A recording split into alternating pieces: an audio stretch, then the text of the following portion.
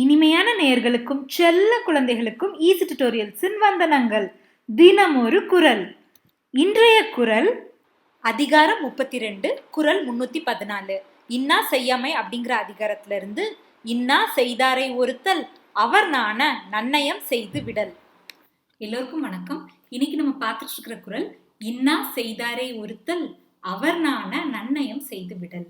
இன்னா செய்தார்னா நமக்கு தீமை செய்தவர், ஒருத்தல்னா தண்டித்தல், தண்டனை கொடுத்தல்.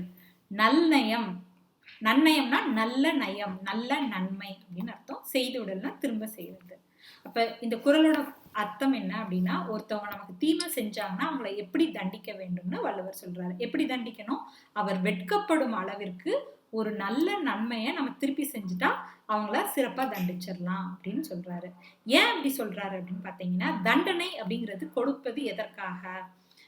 அந்த தீமை செய்தவர்கள் திருந்துவதற்காக கொடுக்கணும். இதுல முக்கியமான விஷயம், தண்டனை கொடுக்கும் போது அது அவங்களுக்கு தான் தண்டனையா இருக்கணும், நமக்கு தண்டனையா இருக்கக்கூடாது. நீங்க இமோஷனலா அவங்க கூட சண்டை போட்டோ இல்லைன்னா கத்தியோ இல்ல வேற ஏதாவது அவங்க பதிலுக்கு தீமை செஞ்சீங்கன்னா நீங்க ஃபர்ஸ்ட் இமோஷன் ஆவீங்க. அப்ப அவங்கள தண்டிக்கிறதுக்கு என்ன பண்றீங்க? உங்களை நீங்களே தண்டிச்சுக்கிறீங்கன்னு அர்த்தம். இன்னொன்னு நமக்கு தெரியும், பல குறள்கள்லையும் பார்த்திருக்கிறோம், முற்பகல் செய்யும் பிற்பகல் விளையும். நீங்க ஒரு தீமை செஞ்சீங்க அப்படின்னா திருப்பி அது கண்டிப்பா உங்களுக்கு ஏதோ ஒரு வகையில ரிஃப்ளெக்ட் ஆகும், உங்களுக்கும் அதே தீமை நடக்கும். அப்ப தண்டனை அப்படின்னு சொல்லி நீங்க இன்னொரு தீமையை தண்டனையா கொடுத்தீங்க, இல்லைன்னா காயப்படும் வகையான சொற்களோ செயல்களோ செஞ்சீங்கன்னா அது உங்களுக்கு திருப்பி வரும்.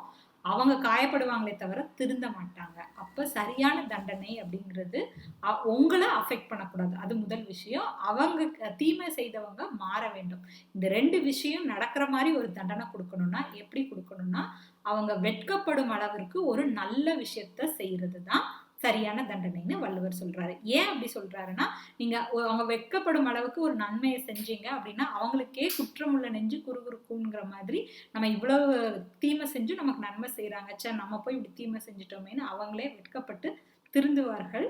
இன்னொன்னு, முற்பகல் செய்யும் பிற்பகல் விளையும். நீங்க நல்லது செஞ்சதுனால திருப்பி உங்களுக்கு நல்லதுதான் வரும். அதுக்குதான் வள்ளுவர் இன்னா செய்தாரே ஒருத்தல் அவர் நாண நன்னயம் செய்து விடல் அப்படின்னு சொல்லியிருக்கிறாரு. ஒரு சின்ன பஞ்சதந்திர கதை பார்க்கலாம்.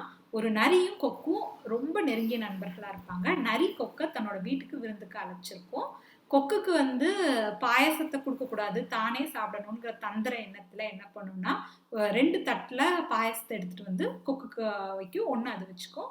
கொக்கு சாப்பிட்றதுக்குள்ள அது சாப்பிட்டு முடிச்சிடும். கொக்கை பார்த்து, உன் கழுத்து இவ்வளவு நீளமா இருக்கிறதுனால உன்னால சாப்பிட முடியலையா, சரி உனக்கு பதிலாக நானே சாப்பிட்டுக்கிறேன்னு கொக்கை கேலி செஞ்சுக்கிட்டு அது சாப்பிட்ரும்.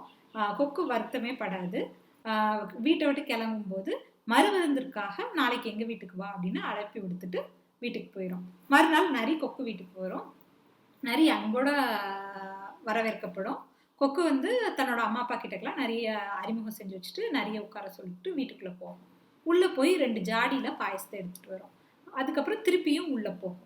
அது உள்ள போன கேப்ல அந்த ஜாடியை பார்த்துட்டு நரிக்கு பயங்கரமா வேர்த்துரும். மனதுக்குள்ள நேத்து நம்ம பண்ணதுக்கு பழி வாங்குறாங்க போல, இன்சல்ட் பண்றாங்களே, இதை எப்படி ஹேண்டில் பண்றது, அந்த மாதிரியான எண்ணங்களா நரிக்கு ஓடிட்டு இருக்கும். உள்ள போன கொக்கு திருப்பி வெளியே வரும்போது ஒரு தட்டுல பாயசத்தை கொண்டு நரி கிட்ட கொடுக்கும். இந்த ஜாடியில இருக்கிறத எடுத்து கொக்கோட அம்மா அப்பா கிட்ட கொடுத்துரும்.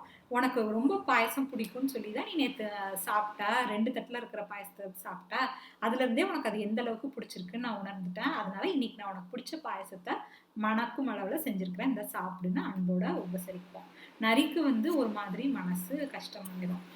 உடனே கொக்கு கிட்டக்க, நேத்திக்கு நான் உனக்கு கெடுதல் செஞ்சா கூட நீ அதை கொஞ்சம் கூட பொருட்படுத்தாம நீ என் மனசை குளிர வைக்கிற மாதிரி என்னை நல்லபடியா உபசரிக்கிற, எனக்கு பிடிச்ச பாயசம்லாம் தர, நான் நேற்று தப்பு செஞ்சுட்டேன், என்னை மன்னிச்சிரு அப்படின்னு சொல்லி நரி மன்னிப்பு கேட்கும். அப்ப இதுல இருந்து என்ன தெரியுது? கொக்கு பழி வாங்கணும்னு நினைச்சு அந்த ஜாடியை அவங்க அம்மா அப்பா கொடுத்த மாதிரியே இந்த நரிக்கும் கொடுத்துருக்கலாம் இல்லையா? ஆனா அது அப்படி செய்யல, தண்டிக்கல. நரி வெட்கப்படும் அளவுக்கு அதுக்கு ஒரு நல்ல விஷயத்த செஞ்சிருக்கு.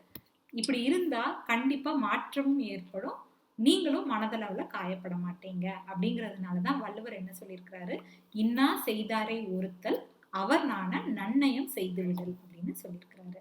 வேறொரு குறள்ல உங்களை சந்திக்கிறேன். நன்றி. உங்களுக்கு இந்த வீடியோ பிடிச்சிருந்துச்சுன்னா லைக் பண்ணுங்க. உங்களோட கமெண்ட்ஸ் எங்களுக்கு ரொம்ப ரொம்ப வேல்யூபிள்.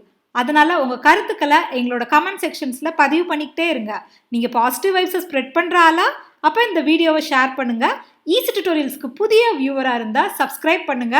இன்ஸ்டன்ட் அப்டேட்ஸ்க்காக எல்லாருமே பெல் ஐக்கான அமுக்குங்க. தேங்க்ஸ் ஃபார் வாட்சிங்.